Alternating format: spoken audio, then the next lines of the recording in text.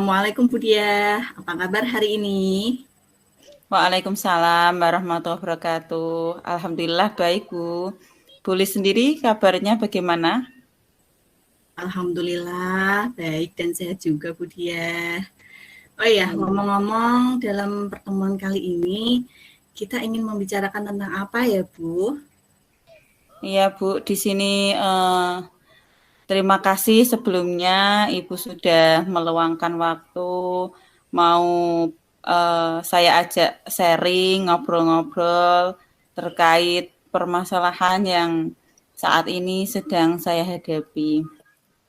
Di sini eh, apa ya yang menjadi pemikiran saya tentang murid saya saat ini, utamanya ya Bu ya murid saya, tapi secara umum ini sih sama permasalahan menyeluruh pada murid, saya rasa itu hampir sama. Di zaman milenial saat ini, itu saya merasa miris melihat perilaku anak-anak yang kurang terkontrol, kemudian memiliki apa ya, tindakannya itu cenderung tindakan negatif. Beda dengan murid-murid zaman dulu saat saya SD. Itu kalau saya rasakan perbedaannya begitu jauh. Kalau yang murid-murid zaman dulu itu kan kita sangat tawaduk dengan guru kita, kemudian kita menjaga kedisiplinan dari berbahasa, bertutur kata, kemudian tingkah lakunya kita juga eh, zaman dulu itu sangat sangat apa ya, tata kramanya sangat dijaga. Namun seiring berjalannya zaman, sebut saja anak milenial saat ini ya Bu, itu mungkin pengaruhnya beragam sehingga apa ya, perilaku mereka itu kurang terkontrol, kemudian tutur kata maupun tindakan-tindakan mereka juga apa ya, kurang kurang berjiwa ketimuran. Sudah banyak terkontaminasi dari adat-adat barat seperti itu. Yang saya rasakan itu ya Bu. Kira-kira solusi apa ya yang bisa saya lakukan agar perilaku mereka itu berubah menjadi lebih baik? Jadi di sini Ibu Dia ingin membahas tentang perilaku anak yang kurang berkarakter ya Bu. Dalam apa hal ini, apa yang ingin Ibu capai terkait tentang pola perilaku murid? Ya, sebenarnya saya ingin murid-murid saya itu memiliki perilaku yang baik, kemudian tutur bahasanya juga baik, sopan santun, kemudian memiliki apa ya, rasa saling menghormati antar sesama, terus kasih sayang dengan keluarga, dengan teman sejawat, kemudian memiliki rasa tanggung jawab terhadap tugas-tugas yang saya berikan, utamanya tugas-tugas dalam pembelajaran. Terus saya ingin dia itu menjadi anak yang disiplin terkait hal-hal budaya positif itu ya Bu. Oh, gitu ya, Bu, ya. Terus, jika di skala 1 nih sampai 10 ya, Bu, ya, kira-kira, perilaku yang dimiliki oleh murid, Ibu itu sekarang ada di skala berapa, Bu? Kalau di skala saya rasa untuk perilaku murid saya saat ini masih berada di skala angka 6 ya Bu ya. Karena eh, mereka itu ya memang saya mencoba mengontrol, namun ada beberapa tindakan-tindakan yang saya rasa kurang kurang sesuai dengan aturan yang ada di sekolah, visi misi sekolah, dan perlu adanya perbaikan gitu Bu. Tindakannya belum belum begitu maksimal dalam melaksanakan tata tertib sekolah dan budaya positifnya juga perlu diperbaiki lagi. Lalu nih, kemungkinan apa yang bisa Ibu lakukan untuk mengurangi atau bahkan menghilangkan perilaku-perilaku indisipliner atau perilaku negatif yang dilakukan oleh murid-murid Ibu, agar murid Ibu itu memiliki karakter yang positif, yang sesuai dengan apa yang Ibu harapkan? Iya, yang bisa saya lakukan itu saya rencanakan ada beberapa hal.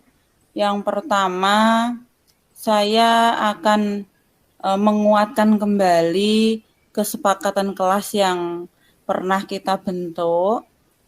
Kita ingatkan lagi untuk dilaksanakan bersama-sama.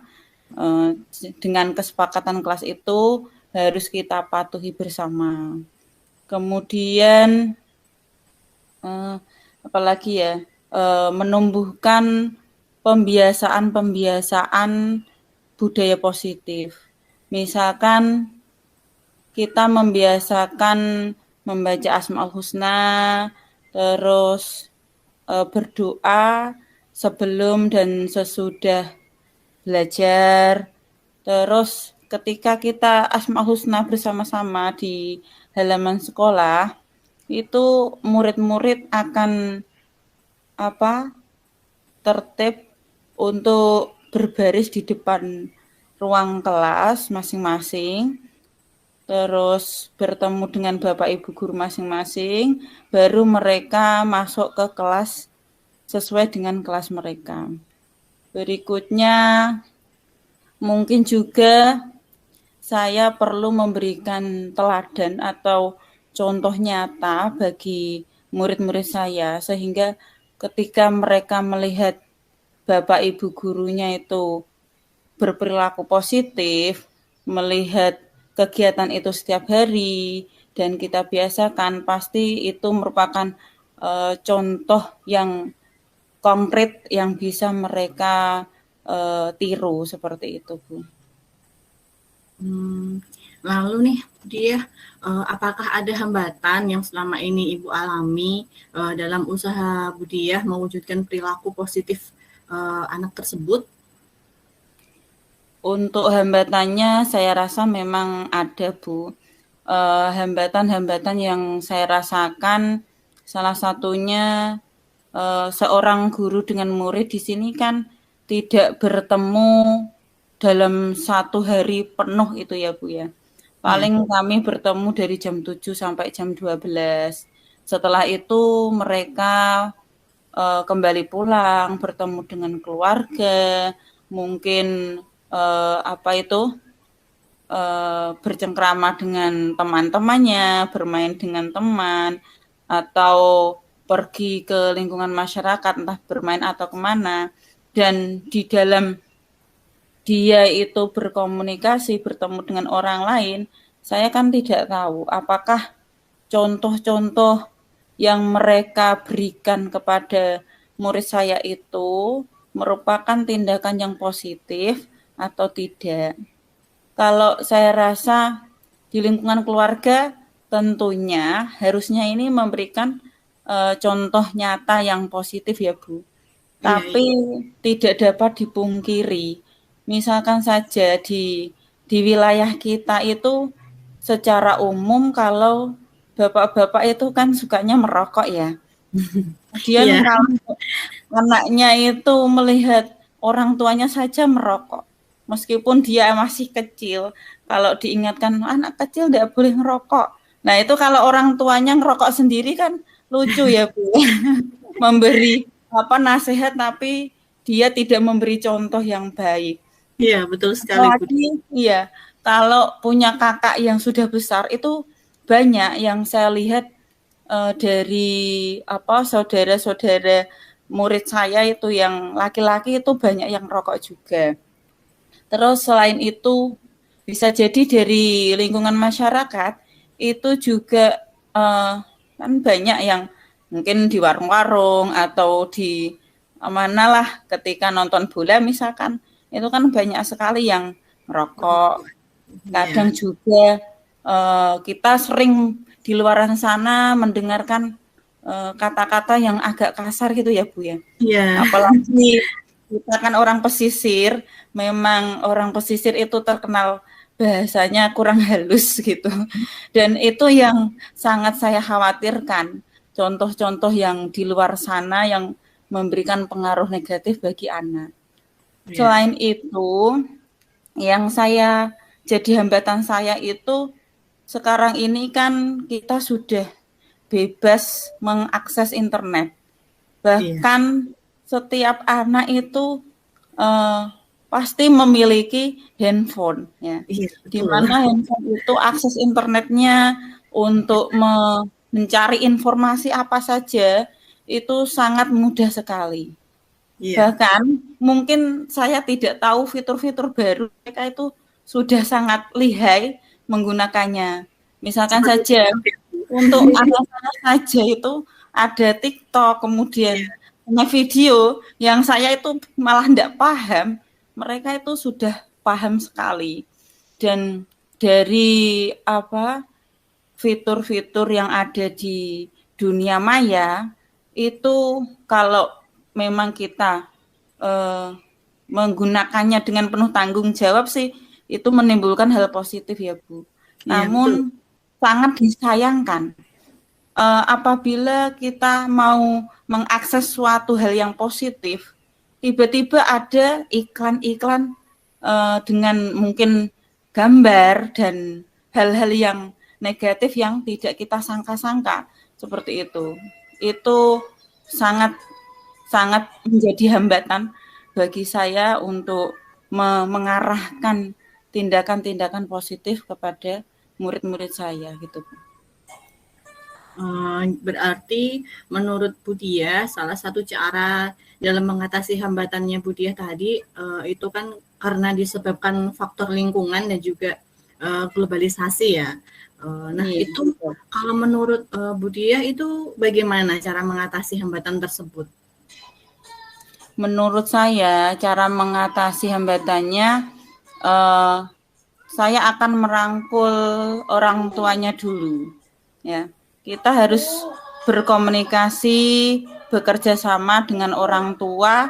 Ketika kita tidak bersama dengan murid kita, ketika murid kita ada di lingkungan keluarga atau masyarakat, yang berperan aktif itu kan orang tuanya ya Bu ya, yang Iya. bisa mengontrol, bisa menasehati, kemudian bisa mendampingi lah. Atau Iya. kalau mereka sedang nonton TV, itu harus melihat tayangan yang ada tulisannya ada bimbingan orang Iya. tua dan RT lain ya Bu? sebagainya, semua umur itu kan Iya. harus diarahkan oleh orang tuanya juga ya Bu. Iya, betul. Itu untuk pendampingan orang tua.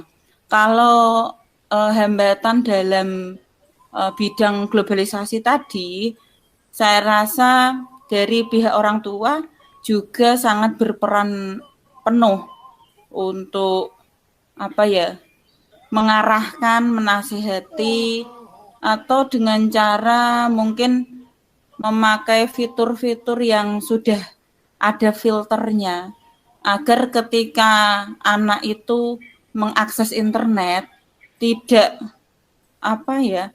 tidak muncul iklan-iklan yang negatif yang tidak diinginkan. Mungkin itu beberapa hal yang bisa mengurangi hambatan saya. Seperti itu, Bu. Oh iya Budiah, untuk ukuran keberhasilan tadi kan menurut Budiah kan murid-murid itu sekarang ada di angka 6. Nah, sekarang menurut Budiah nih itu dikatakan berhasil ya kan, perilaku yang baik, karakter yang positif itu ada di angka berapa menurut Budiah, menurut kacamatanya Budiah gitu. Ya, menurut saya untuk perilaku yang baik, utamanya bagi murid saya itu paling tidak di angka 8. Itu saya rasa sudah cukup bagus, Bu. Kalau di angka 8 kan paling tidak itu sudah menjadi cerminan siswa itu dalam profil pelajar Pancasila sesuai apa yang disampaikan oleh Bapak pendidikan kita, yaitu Bapak Ki Hajar Dewantara gitu ya. Ya, angka 8 insya Allah sudah lumayan bagus ya Bu. Ya, berarti Ibu Diah mau mencapai angka 8 seperti itu ya? Iya. Syukur-syukur kalau bisa 9. Bisa, pasti bisa. Nah, kemudian untuk rencana pelaksanaan seperti halnya tadi kolaborasi dengan orang tua, kemudian pembiasaan-pembiasaan positif terhadap anak. Nah, itu rencananya akan Ibu lakukan kapan? Saya rasa ya hal itu karena bersifat urgent bagi saya ya Bu, akan saya lakukan secepatnya. Kalau untuk pembiasaan, kemudian